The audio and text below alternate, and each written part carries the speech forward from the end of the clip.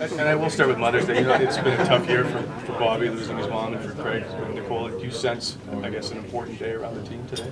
Well, I'm sure it is, but to be honest with you, you haven't been much with the players yet, and to sense that I would, it'd be a lie to say, oh yeah, I've sensed everything. I think it's a lot of it's personal, and I'm sure everybody's aware it's a special day, and everybody owes their mom so much, and whether it's Bobby or the rest of the group, I'm sure they all got something planned for their mothers, like it should be. How much of the things that guys like Bobby and Craig have gone through just helped shape this team's identity right from maybe day one? Well, obviously that's documented since the beginning of the year, but there's a lot more than that. That's the personal side. There's a lot of other things that came about during the year and solidified our group. But also the hockey part solidified our group, and it's been a growing process since day one. And I always say the intangibles matter more than anything else, and we've had a lot of those in the course of the year, and a lot of positive stuff, a lot of really positive stuff that helped us grow up to now, and still to this day. Our motto has always been about getting better every day and improving every day and finding ways to be better the next day. So we definitely don't want to change that. I know you had 5 power plays, so maybe scoring chances are up, for 5 penalty kills, for scoring chances are up. Are you happy with the way you guys kept scoring chances down in that game? I don't know what you would have registered. Yeah, I thought we played well. Obviously, with 5-on-3s and a lot of the power plays they got, it's hard to keep those guys in check. But I thought 5-on-5 we played well.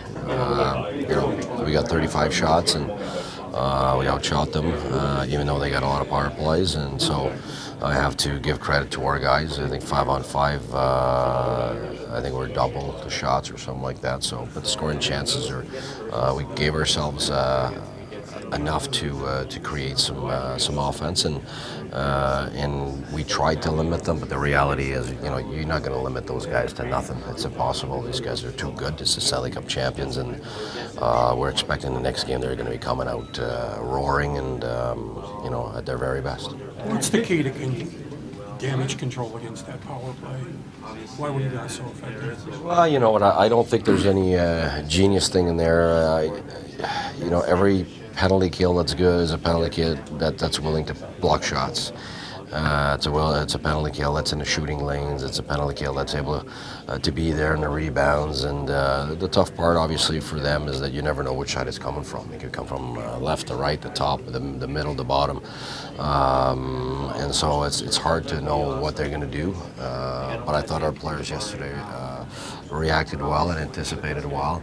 And I'm sure their team's going to adjust and get ready for the next game, and we're going to be challenged even more. What did you guys in particular do that was effective against Crosby? Because it didn't seem like you could generate speed through the zone or generate from behind the goal either. You know what? To be honest with you, we didn't talk about Crosby once. So we didn't. I think we've approached games the same way for a while. Is that we need everybody to be able to play against anybody, and we've always wanted our team to look at our defense way of playing, not as a one-on-one, but more as a pack mentality.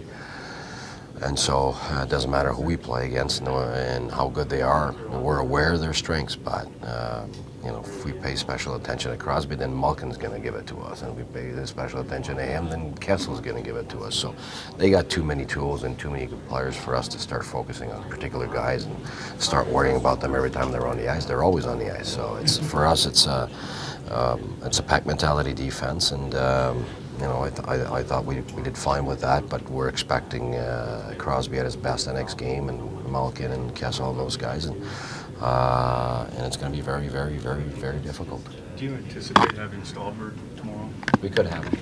We'll see. We'll go on the ice today, and we'll see where it takes us. Still no Borough, no, but it's moving along. So right now, the information I get is he could be back in this series. Is Neil injured? Or sorry? Is Neil hurt or not? He had a little nagging thing there, but he could play. Do you think in Anderson's case, the rink has served as a good escape for him? Sorry, the rink? Yeah, do you think being at the rink is a good escape for him? I think you'd have to ask him that. Like, I couldn't pretend to know how he feels. I've never been, or gone through what he's gone. I think that any human being that, you know, is gets time to have his mind go somewhere else and where it's tough, of course it's helpful, but at the same time I think you'd have to ask him on the ratio. I think the ratio is really what matters, what he needs, and every individual is different, and so some people are able to shut things down and be focused on something for a certain moment, and for other individuals it's tougher. And obviously in his case, what we've saw throughout the year is that his ability to focus is unbelievable. I mean, to be able to go from one reality to another and perform, that's very tough to do. So, I mean, it's not just his character. You know, we talk about his character, but it's more than that. It's the ability to focus and refocus. And obviously, when you're a goaltender at this level, that's usually your biggest asset. So, I mean, he's displayed it now, not just in terms of hockey, but in terms of his personal life too.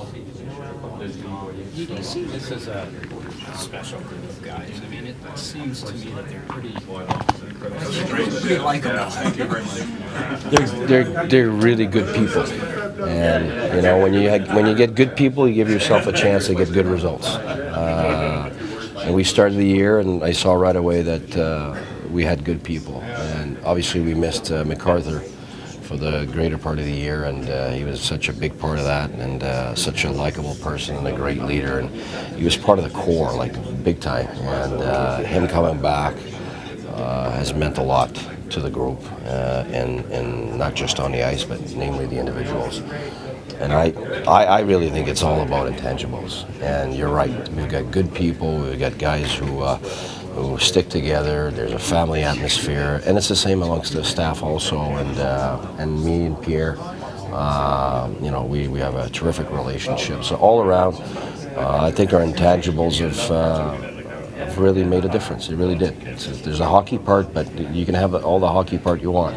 If you don't have those intangibles of people, relationships, and chemistry and leadership, you're going nowhere, and we're lucky to have it. How is the fact that you guys have had so many things, so many people to rally around, like with, you know, Brian, general manager, with Craig Anderson, with all the people that you've had opportunities to rally around? How does that work together, do you think? I think it's about caring. I think people care about each other, and that's the start and the end of everything. So I think the caring part has really given us fuel right from the get-go. And that fuel is it's still coming now, so it's more than welcome. It's important, and you know, we're playing against the best team in the league. I mean, this is the Stanley Cup champions. This is the D team, and you know, there's no way we have a chance if we don't rely on intangibles.